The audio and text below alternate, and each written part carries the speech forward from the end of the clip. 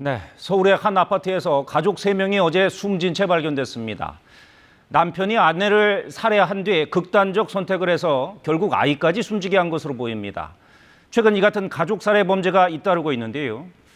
배우자든 자녀든 가족은 자신의 소유물이 아닙니다. 이원희 기자의 보도입니다. 서울 노원구의 한 아파트. 어제 새벽 아파트 화단에서 돌이 채 되지 않은 아이와 아빠로 추정되는 30대 남성이 함께 숨진 채 발견됐습니다.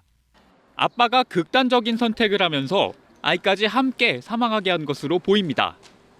자식을 엄청 아끼는 것 같았던데. 내가 여기서 담배를 피니까 여기서 피면 안 된다고, 아저씨는 손자도 없냐고.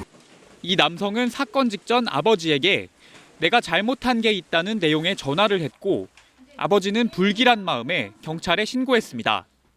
사망한 일가족의 집 앞입니다. 이렇게 폴리스 라인이 쳐져 있는데요.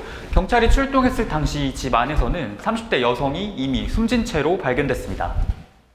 경찰은 남편이 집안에서 아내를 살해한 뒤 데리고 나온 딸과 함께 극단적 선택을 해 아이까지 죽게 한 것으로 보고 있습니다.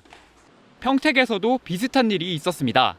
우울증을 앓던 30대 여성이 7살 아이와 함께 숨진 채 발견됐는데 현장에서 아들을 데리고 먼저 간다는 내용의 유서가 발견된 겁니다. 이렇게 자신뿐 아니라 자녀의 목숨까지 함께 앗아가는 사례는 매년 30-40건씩 꾸준히 발생하고 있습니다. 하지만 현행법에는 부모가 자녀를 살해하는 비속살인에 대해 강화된 처벌 규정이 따로 없습니다. 자녀가 부모를 살해하는 존속살인에는 더 무거운 벌을 내리는 것과 대조됩니다. 우리가 갖고 있는 사회적인 어떤 그 인식의 변환의 문제, 즉 아이가 나의 소유물이 아니라는 어른들의 기본적인 통념을 바꿔야 하고, 이런 사건은 가족 동반 자살이 아닌 가족 살해 사건이라 불러야 한다는 지적도 이어지고 있습니다. KBS 뉴스 이원입니다. 어두운 새벽 전주 시내의 한 초등학교 운동장. 한 남성이 검은색 승용차에 올라타더니 그대로 달려 운동장에 서 있는 다른 남성을 차로 들이받습니다. 차에 부딪힌 남성은 3시간 뒤인 이날 새벽 5시 50분쯤 숨진 채 발견됐습니다. 경찰이 신고를 받고 차량을 추적한 결과 용의자로 피해자의 친동생인 40대 남성을 특정했습니다. 하지만 이 남성 또한 형이 숨진 학교 인근 저수지에서 물에 빠져 숨진 채 발견됐습니다. 범행 당시 사용한 것으로 추정되는 흉기 또한 물속에서 나왔습니다. 경찰은 저수지를 수색하는 동시에 숨진 형이 살던 집에 갔다가 흉기에 찔려 숨진 아버지와 계모를 발견했습니다. 아파트 CCTV를 분석한 결과 어제 낮 용의자인 동생이 다녀갔는데 동생이 들고 있는 가방에 혈흔이 묻어 있는 것을 확인한 것으로 알려졌습니다. 경찰은 40대 남성이 어제 낮 아버지와 계모, 다음날 새벽 친형까지 살해한 뒤 극단적 선택을 한 것으로 추정하고 있습니다. 용의자가 사망하면서 사건은 공소권 없음으로 처리될 것으로 전망됩니다. 다만 경찰은 시신 4구를 모두 부검하고 사망 원인과 살해 동기 등에 대해 수사를 이어간다는 방침입니다. KBS 뉴스 김현주입니다. 제주에서 40대 엄마와 중학생 딸이 숨진 채 발견된 건 지난 16일 오후.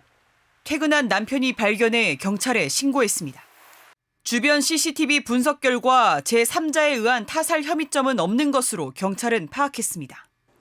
경찰은 경제적 문제로 힘들다, 딸은 내가 데려간다는 유서 등을 토대로 엄마가 딸을 살해한 뒤 극단적인 선택을 한 것으로 보고 있습니다. 최근 인천에서도 일가족 5명이 숨진 채 발견됐습니다. 40대 가장이 가족을 살해한 뒤 스스로 목숨을 끊은 것으로 경찰은 추정하고 있습니다.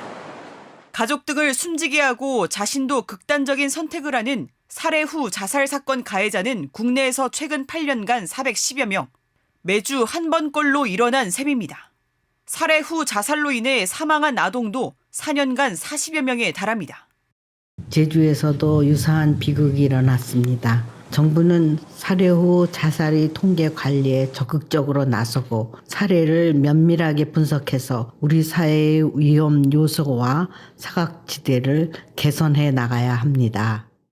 이 같은 죽음은 채무나 생활고 등이 높은 비율을 차지하는 탓에 온정적인 시선으로 바라보는 경향이 있습니다. 하지만 자녀 살인 자체가 극단적 형태의 아동 학대라는 지적도 나옵니다. 남겨진 아이들에 대한 어떤 사회적인 안전망이라든지 보호망이 철저히 좀 더 투자가 이루어져야 될 것 같고요. 부모님들 역시 무조건 내가 없으면 아이가 잘못된다라는 그런 잘못된 왜곡된 인식을 좀 버리셔야 될 것 같습니다. 직계 존속을 살해하는 행위를 가중 처벌하는 것처럼 부모가 자식을 살해하는 직계 비속 살인 행위에 대해서도 처벌을 강화하는 내용의 법률 개정안이 꾸준히 발의되고 있지만 국회 문턱을 넘진 못하고 있습니다. KBS 뉴스 민소영입니다.